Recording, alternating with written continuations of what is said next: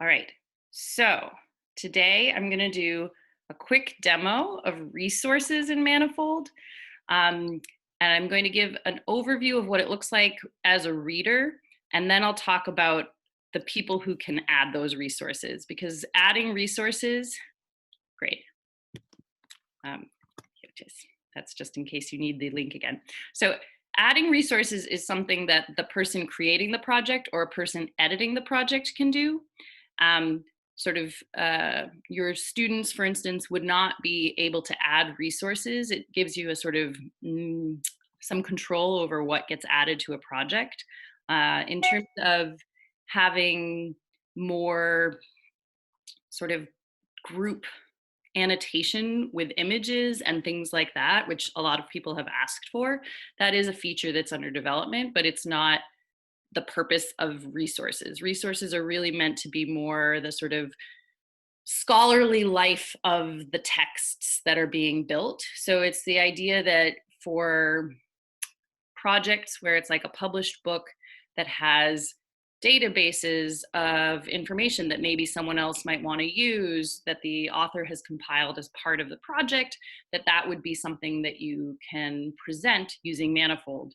So it's really meant to sort of take advantage of the internet's ability to present lots of media. And so it was initially an idea around publishing scholarly monographs to sort of have that rich wealth of resources there with the text, so that you weren't just footnoting, oh, go find this thing, or follow this link from a computer. It's to say, here are these resources available for you. I'm going to take you to some slides. Let's see if I can do this. 2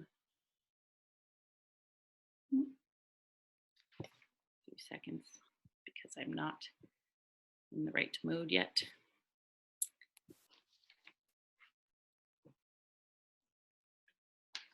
Let's see. We're loading. So today, let me move. Resources on CUNY Manifold. And I also just want to make sure. Oh, okay. So resources for OER. The idea with resources for OER is that they are visible to all readers from the resources page, from the project homepage, and via placed anchors in the text. So the idea is that you could really put the resources where you want your students to see them. Project creators can assemble resources in collections, so you can have resources sort of in groups and categories, so that if, for instance, you had a number of supplementary videos that you wanted to add to your OER, short clips of audio that you wanted to provide your students, that those could also live in a separate folder, so that even if they are supposed to find them along the way in the text, they might also be able to go through the entire resource folder by itself. Readers can't add resources, but readers can comment on resources. So if I take us to my browser,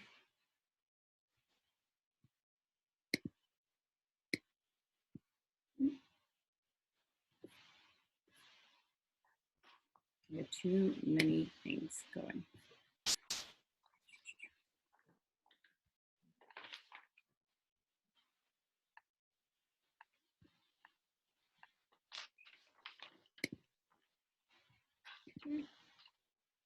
So if I go to CUNY Manifold app.org,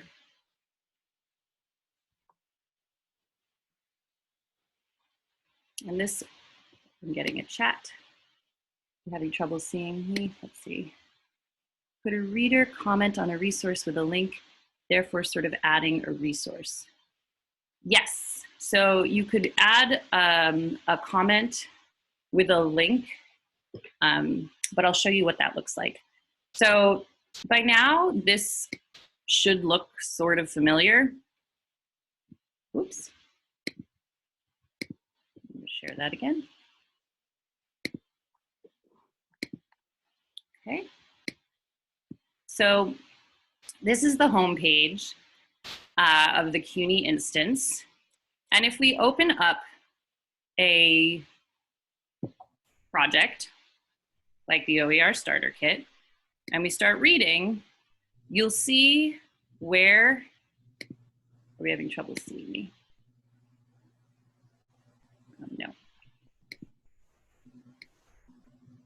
You'll see within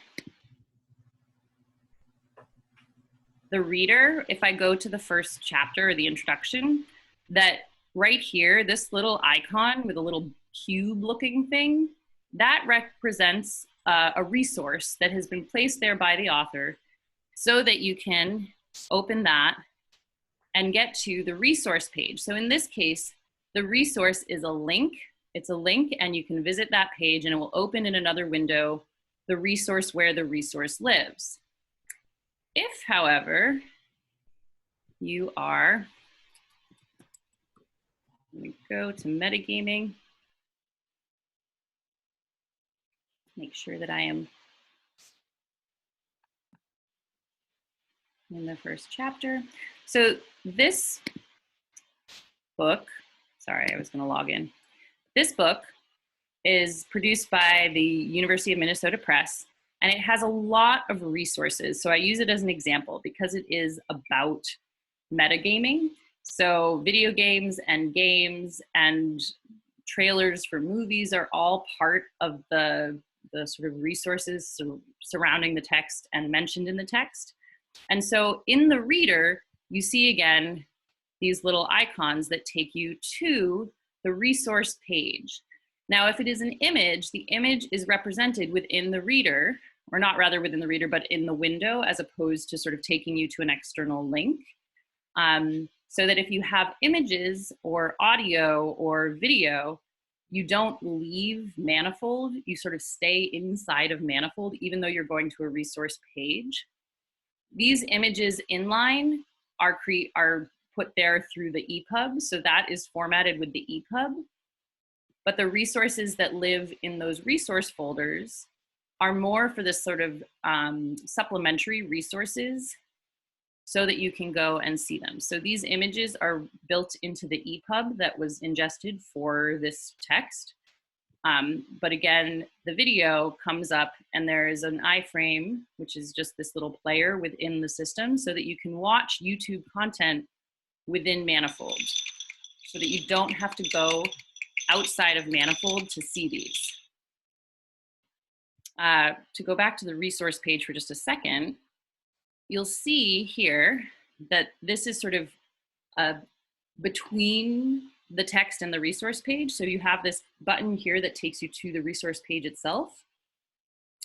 And the resource page lives off of the sort of project main page, but on this you can add comments. So I'm not currently logged in, but if I were logged in, I could add a comment to the resource.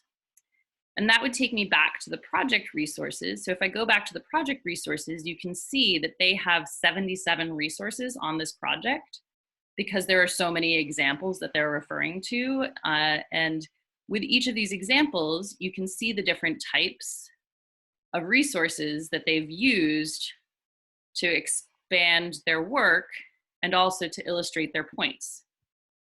So these can be viewed in the sort of all resources category, but I can also search by type.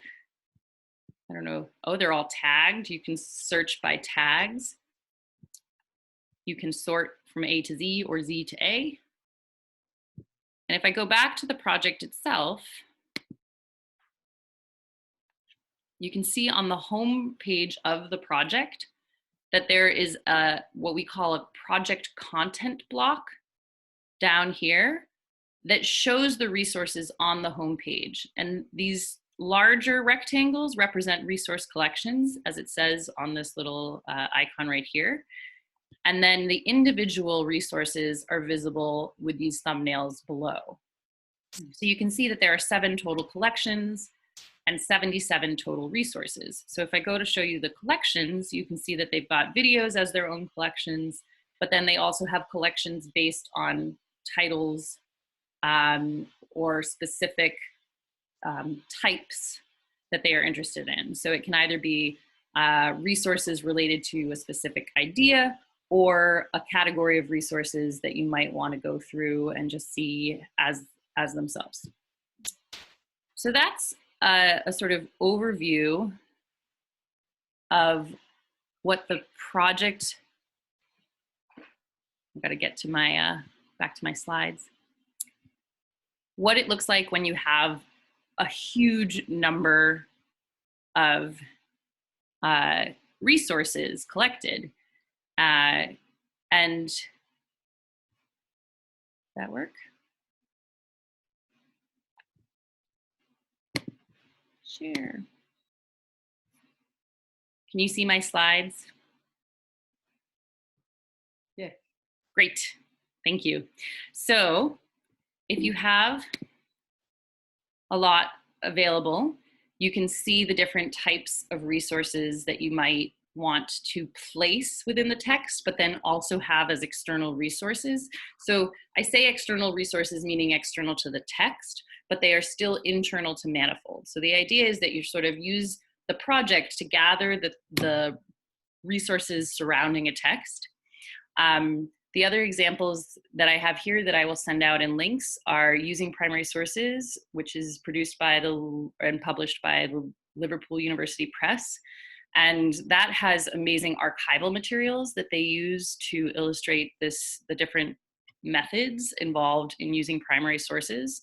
And then the example I've shown a couple of times is the selections from Petrarch's Canzoniere, which Julie von Peddingem at Hunter built. And with that, she used it to show how you can, well, you can see because I'm opening it, to show to have the audio available to go with the poems. She's also included links to various other resources so that the poems can be listened to as well as seen.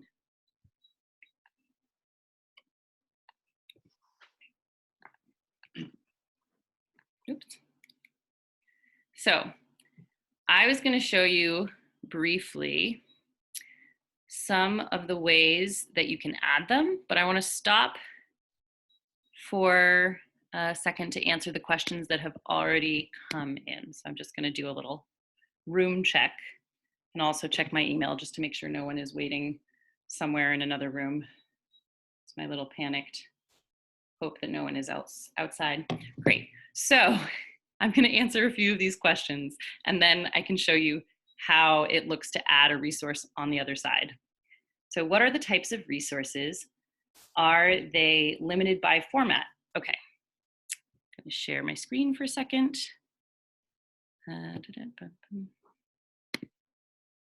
It is easiest to do it this way. So if I am working in the back end, this is to show you what it looks like in the back end, but if I'm working on a project, so for example, a project I'm working on with Marianne. So this project is called Together, and it's for a reading group, a seminar that we've been holding for a few semesters. And if I want to add resources, you'll see that I have 10 different types of resources that I can add. And all of this is described in the documentation, which I would also like to show you because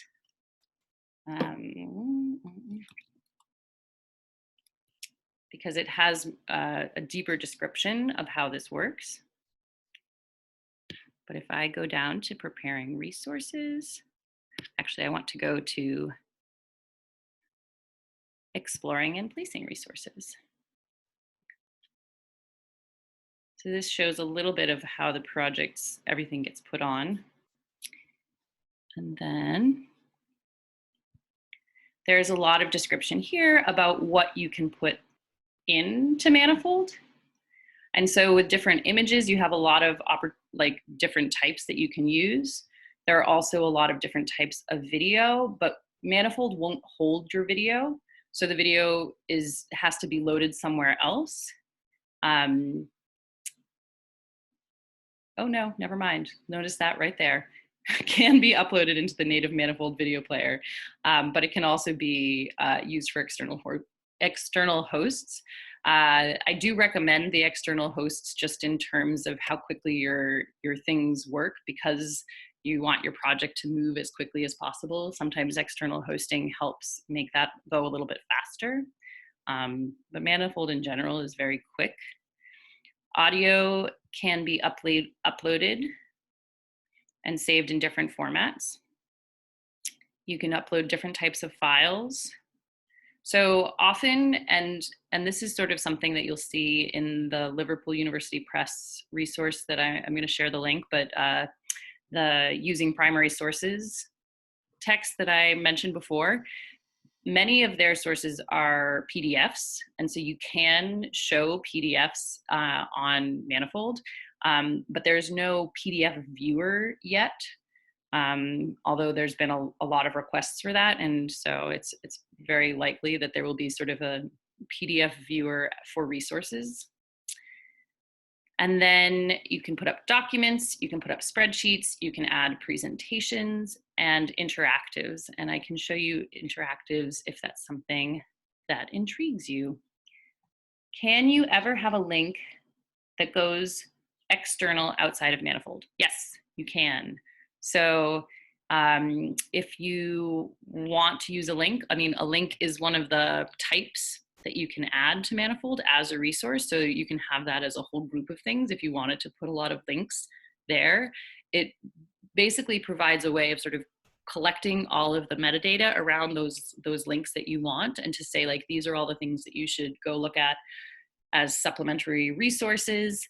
And they will, as I showed in the resource for the OER starter kit workbook, it'll open that link in another window. So it opens the Google Doc in a separate window.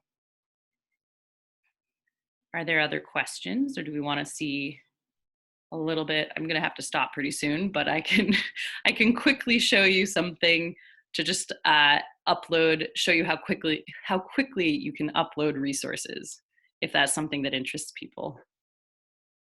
Anybody? Marianne says yes. Yes. I see a yes. Okay, so here we go.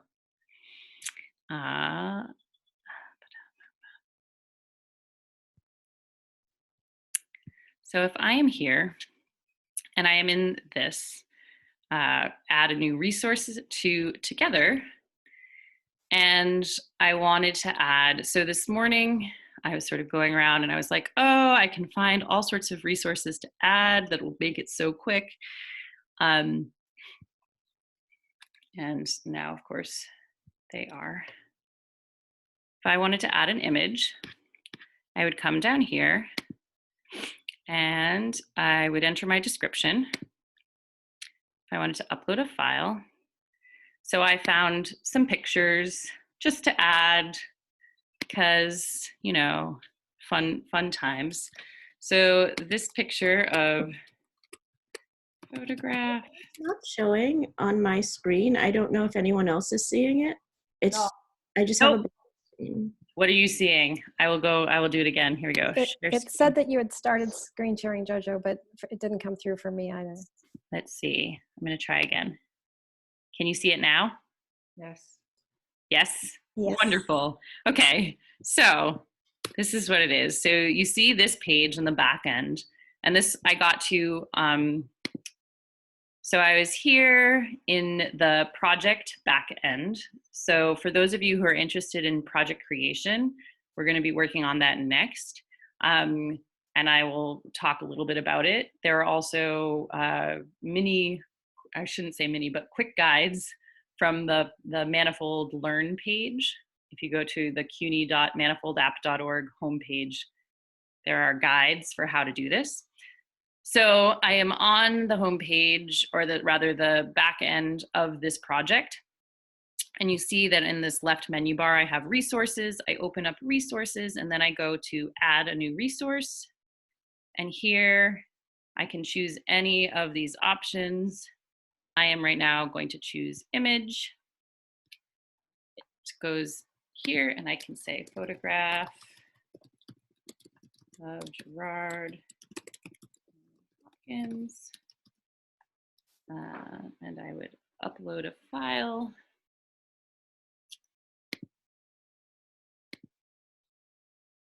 And once I'm there, I press save and continue. And then I can preview it.